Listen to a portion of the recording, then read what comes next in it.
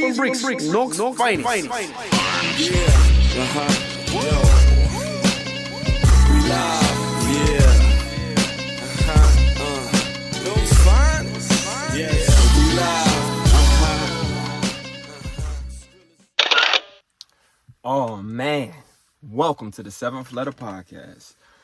You know what time it is. It's that season. It is time for that NFL draft. I am super excited. I don't want to talk about nothing else but that. Nothing else but that. That's it. None of the world stuff. The world stops Thursday all the way till Saturday afternoon. Okay? So I told my kids, told my wife, it's a special week for us in Detroit. Well, I'm in New Jersey, but you know what I mean. It's time for phase 2 of the Brad Holmes experience. Big Brad. Dan Campbell. Dan with the big traps. It's time to make our picks. So I'm super excited. So I basically created my own little mock draft. Since everybody else feels like they're skilled enough to do mock drafts and stuff. So I'm like, yo, why not me? So I'm going to go through my picks. I'm going to try to fit it all into a 30-minute window. But it should be a lot of fun. So picking at number 2, I would prefer Kayvon Thibodeaux. But if Aiden Hutchinson is there, I'd imagine, we pick him. He's more of he's probably better against the run than Thibodeaux. These are two big guys. They're both tall, 6'6" and 6'5". So I'm going to have to go by Aiden Hutchinson. I'm going to check here real fast. I got the laptop in front of me. So I just want to see a few things about Aiden Hutchinson. I like the kid. He had big games and big situations. I think he had like 3 games where he had 3 sacks. So let's see his profile, see what they got on him. Let's see what they got on him.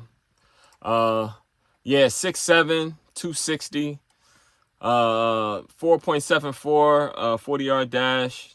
Did pretty good in all of the drills. So what they say, he has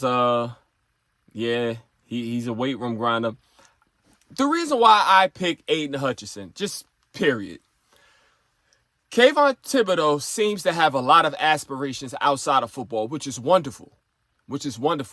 They're going to use you, and once your knee blows out of some wild stuff, they're going to kick you to the curb like they do all these talented black guys. I was an Ndamukong Suh fan, but I always felt like it was only business to him. And I'm a Lions fan, so it's Detroit. I don't really care about none of the outside stuff as long as you ain't getting into trouble. But we had the number 1, number 2 defense that year, and he left. We were a good team. It wasn't like we were a bad team. We didn't offer him much less. I think we matched the Dolphins, but he left because he wanted to go somewhere else because Detroit wasn't the place for him. So Aiden Hutchinson, Michigan guy, I just feel like he'll be down for the cause. You know what I'm saying? Like, I think he'll stay in Detroit. I think he'll have it. If he's successful there, and once he feels like how we are as fans, he'll want to stay. We loved Ndamukong Suh. We thought he was a little asshole at times, but we loved him when he was here. Like, step on Aaron Rodgers' neck, whatever. Who cares? Like, that's my boy. Like, but he left. And I feel like Kayvon would probably benefit for a more, a hotter market. Let's say somewhere like New York, somewhere like Miami, somewhere like LA or San Diego or Las Vegas, somewhere a little bit more sexy. I mean, he won't be there, of course, but, somewhere like that. So I feel like Kayvon Thibodeaux should go there. So my pick on the first, Aiden Hutchinson. My first round pick. But we got 2. My 32nd pick in the first round will be Christian Watson. He's fast. I think we need speed. He's 6'4", 206. He's fast. We need speed. I'm picking him over Treylon Burks because he's fast. Treylon Burks looks like a better football player. And he ran a 4.55 at the combine. But I looked at the tape and he ain't really getting, I don't know. I'm torn. If Treylon Burks is there, he probably won't. He'll probably go a lot earlier than I expect. I think like once a couple wide receivers start coming off, some of the fast ones, the speedier guys start coming off, I think he'll land somewhere with a winner. I can see he looks like a Patriot guy. The way the NFL is shaping up, they're using their bigger wide receivers as like just put the ball in his hands. Deebo Samuels, A.J. Brown. He fits that mold. So although he ran a 4.55 at the combine, wasn't nobody catching him from behind. And he had the wiggle. He was getting open. 225, 6'2". Kind of baby Deebo. A little bit more wiggly than A.J. Brown. I think, you know what? I wouldn't be mad at either.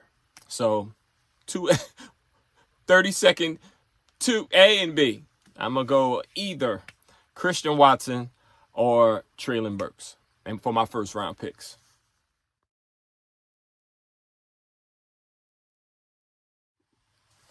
Now to my second round, which is 2 picks later, but I got to wait another day. Actually, like a pick, so the Jazz get the pick, then we get the pick again. So my next pick in the second round, I think we should go linebacker or safety. So I'm doing both. You know what I'm saying? Like I like the kid from Oklahoma, Brian Asamoah. You know what I'm saying? Brian Asamoah, 6'2". No, 6 foot, 225. I like him over Lewis Cine from Georgia.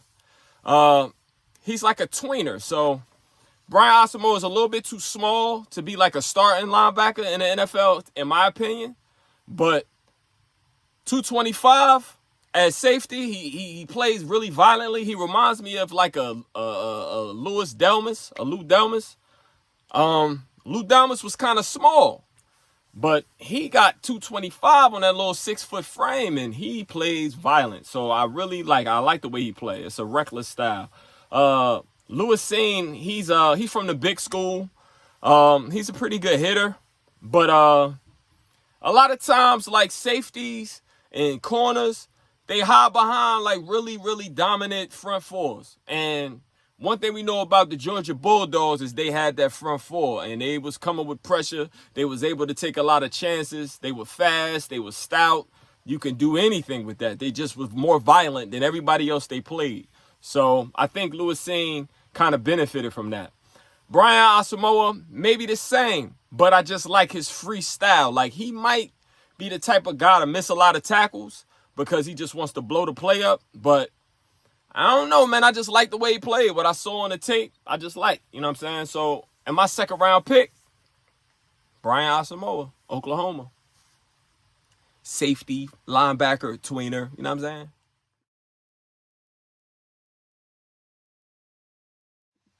Yes, with the third round, because we have 2 picks in the third round.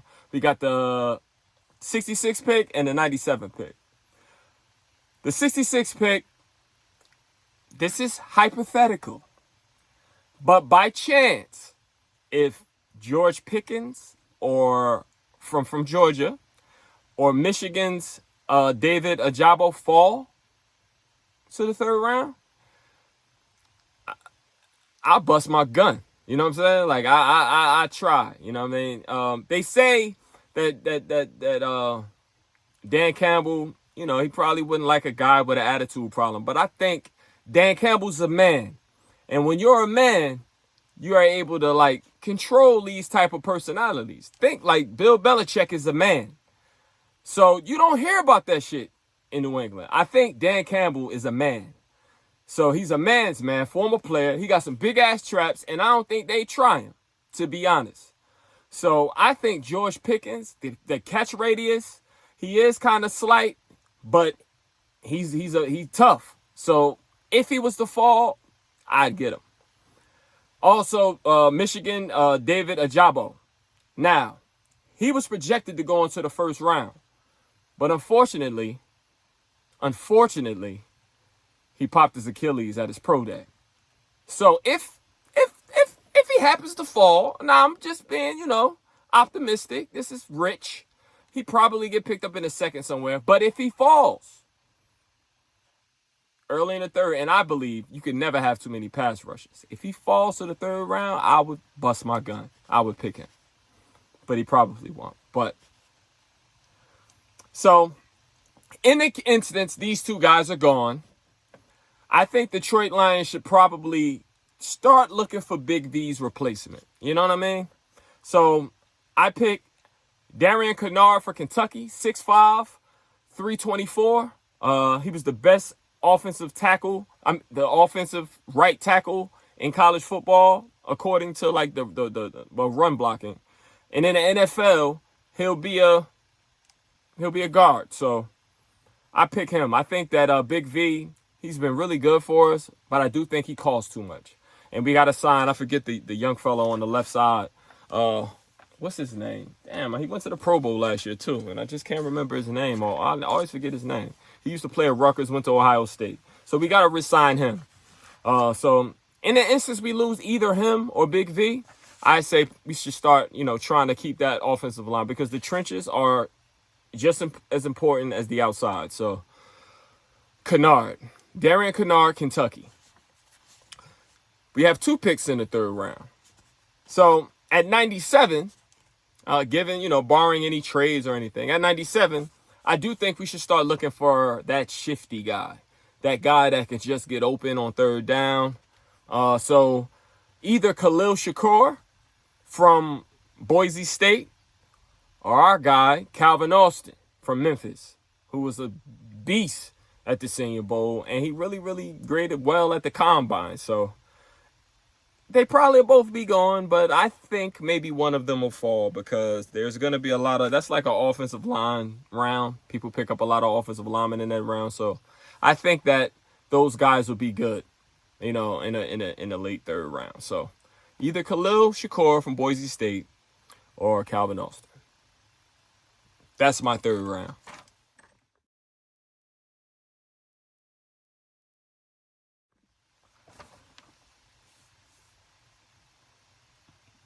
In the 5th round, with the 177th pick, the Detroit Lions select Tariq Woolen, University of, UTSA.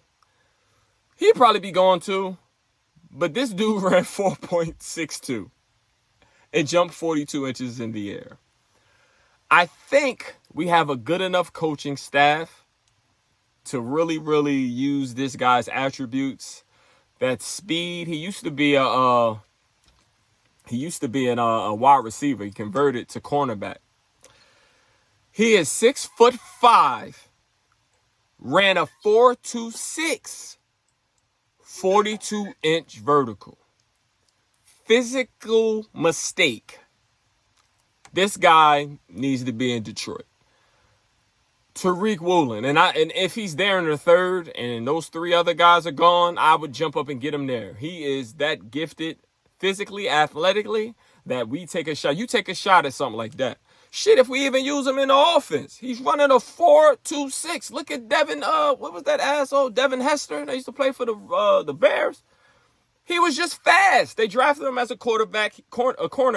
He couldn't cover. They made him a wide receiver, and they just used him to just throw the ball deep to him. Like, we need that. We need those game breakers, yo. That's how the Seahawks sneak in there with those guys, those degular guys. And then they have some dude they drafted in the 5th round that's fast as hell, and he opened down the field. So, Tariq Woolen, cornerback, UTSA, whatever that is. All right? I think it's like Texas Southern Christian or something crazy. I don't know. It's like, what the hell? I got to find out what that is. What is that? What is that? What school is that? What school is that? I'm going to find out what school that is. I can't live if I'm not, like, doing my research. What is UTSA? Tariq Woolen. Not Tariq Nassim. Woolen. Tariq Woolen. What school did this dude go to? They just keep on saying UTSA. All right. Well, that's not helping me much. He is 6'4". Add a cornerback. 426. Jesus Christ. UTSA. What is that? Could we not just put UTSA when I go look? What is UTSA? Oh, University of Texas San Antonio. So, yes, Tariq Woolen, 177th pick, Detroit Lions. At our second fifth-round selection, I like big Jelani Woods from Virginia. We need another tight end. I know that we're about to do the shit and we're going to sign, everybody likes, what's his name? Hutchinson. You know, I'm not the biggest Hutchinson guy. I'm just sorry. Just not. I just don't think that he's good. But I just don't think, I know the type of money that they're going to want to sign him for. So that's like not cool with me. I don't think that he is just all of the inability to score touchdowns in the red zone. Like, he all right. But I need somebody, you a tight end, you bigger than everybody else, box somebody out. Let me throw the ball up and get you. Jelani Woods is 6'7", 275 pounds. He ran a 4.61. That's about as fast as Hutchinson. He's bigger than Hutchinson. He just seems a little bit more grimier than Hutchinson. He's a little slim on the legs, but he just seems a little bit more tough. All his tape is he's getting thrown in the middle of the field. All middle of the field passes. He's a basketball player, I imagine. Throw that ball up to him. I need somebody that can score when I get in the red zone. I want 50-50 balls in the air. I want everything go up in the air, go get it. Like when we had Calvin. Like when we had the great Roy Williams. Like when we had the great Herman Moore. I want to throw the ball in the red zone again and score touchdowns, yo. So, yes, Jelani Woods, Virginia.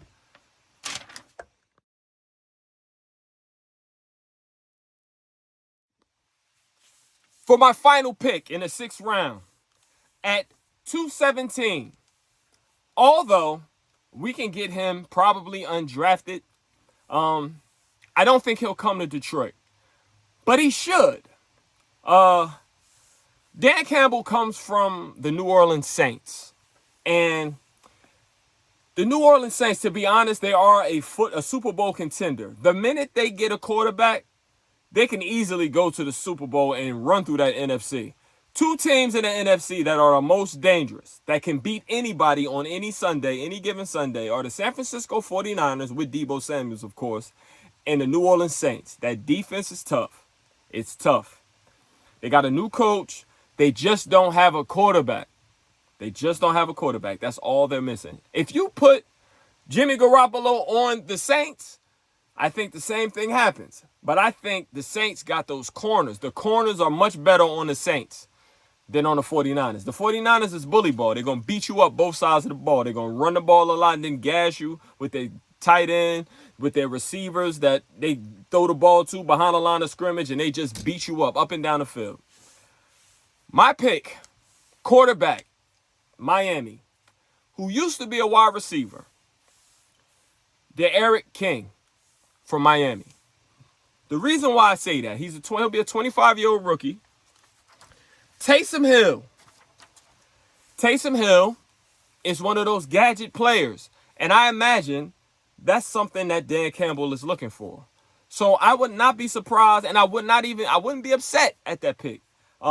We might need to go corner, but this is my mock draft, and this might be my rip 'em pick.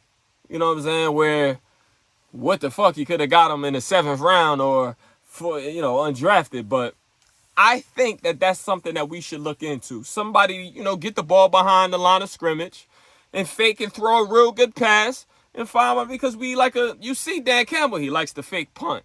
He likes fake field goals. He likes the onside kick. He throws all the tricks at you.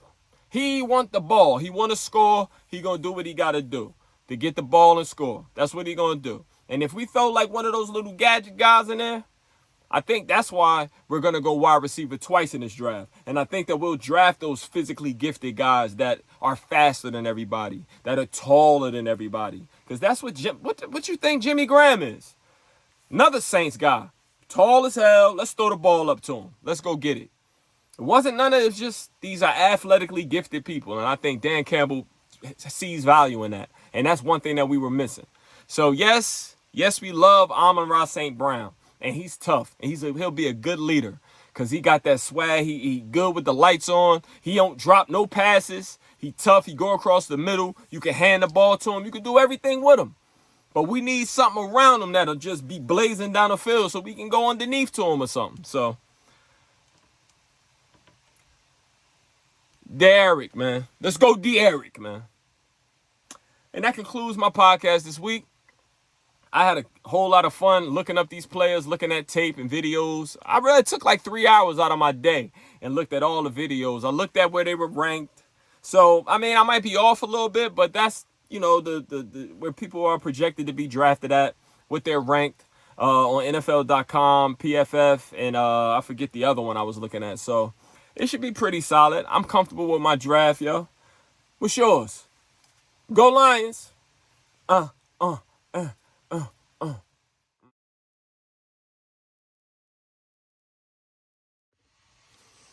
And that, guys, one more year. We draft next year. We got 2 first-round picks next year.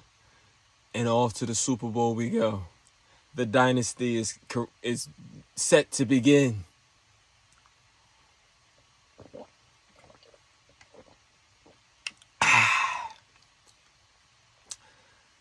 Drinking that blue Kool-Aid.